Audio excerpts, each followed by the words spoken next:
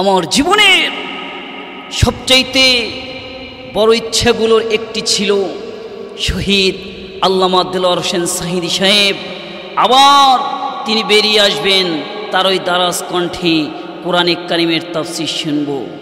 কিন্তু জালেমরা, যে লোকটা প্রায় 50টিরও বেশি বছর পৃথিবীর ম্যাক্সিমাম দেশে যিনি কোরআন ও হাদিসের আলোচনা করেছেন, তাফসীর করেছেন, হাজার হাজার মানুষ যার হাতে কালেমা পড়ে মুসলমান হয়েছে, সেই লোকটাকে জেলখানায় দীর্ঘ 1 যুগেরও বেশি আটকিয়ে রাখা হলো। জুলুমের পরে জুলুম, অত্যাচারের পরে অত্যাচার করেও জালেমরা ক্ষান্ত হয় নাই। এক পর্যায়ে তাকে বিষ দিয়ে তাকে দুনিয়া থেকে চিরবিদায় করে দেওয়া হলো।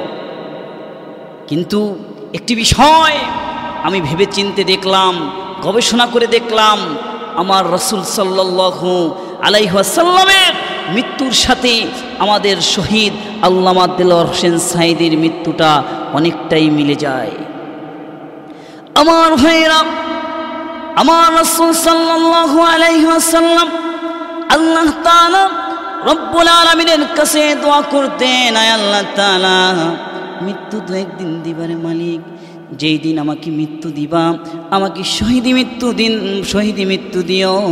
আল্লাহ তাআলা রব্বুল আলামিন তার হাবিবের কোন দোয়াকে আল্লাহ তাআলা ফিরাইয়া দেয় নাই, এই দোয়াটাকেও ফিরাইয়া দেয় নাই।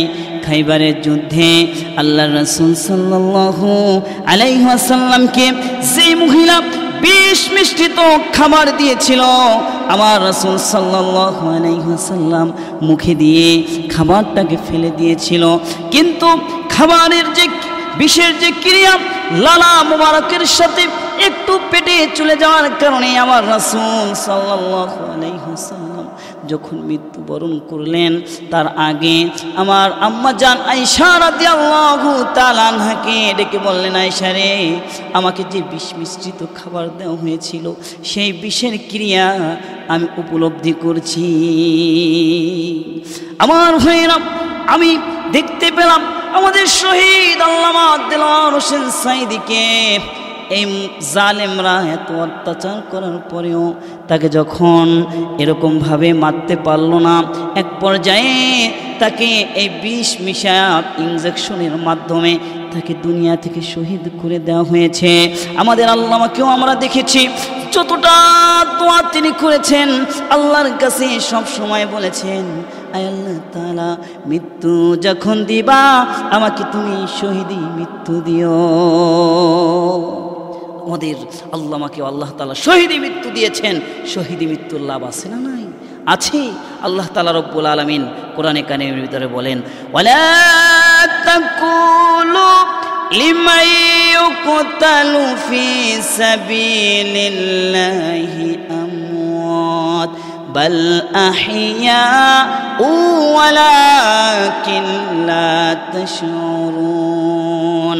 সূরা বাকারা 2 নম্বর পারা 2 নম্বর পৃষ্ঠার 154 নম্বর আয়াতে আল্লাহ তাআলা রব্বুল আলামিন বলেন, তোমরা যারা আল্লাহর রাস্তায় জীবন দেয়, যারা শহীদ হয়, তাদেরকে তোমরা মৃত বলো না। তারা জীবিত, কিন্তু তোমরা অনুভব করতে পারো না। তারা শহীদ হয়েছে, তারা তাদের জীবনের সমস্ত গুনাহ খাতা আল্লাহ তাআলা রব্বুল আলামিন মাফ করে দেয়, এবং আল্লাহ তাআলা রব্বুল আলামিন আমাদেরকেও যাতে শহীদ হিসাবে কবুল করে। সবাই বলেন আমিন।